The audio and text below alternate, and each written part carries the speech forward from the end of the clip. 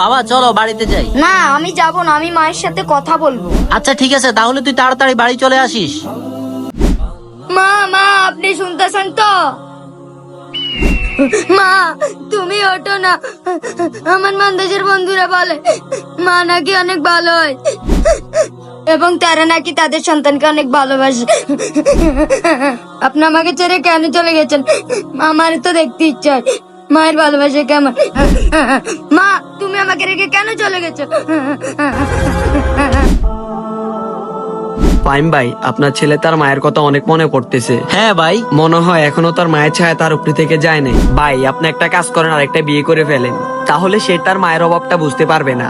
না ভাই, আমি কখনো আরেকটা বিয়ে করব না। কিন্তু ভাই কেন? না ভাই, আমি আমার ছেলের জীবন নষ্ট করতে পারবো না। সৎমার উপর আমার কোনো ভরসা নাই যে ওকে ভালোবাসবে। আমি আমার ছেলেকে মায়ের ভালোবাসা দিব এবং বাবার ভালোবাসাও দিব। চলো বাবা। না আমি মাকে ছেড়ে যাব না, না আমি মাকে ছেড়ে যাব না, না।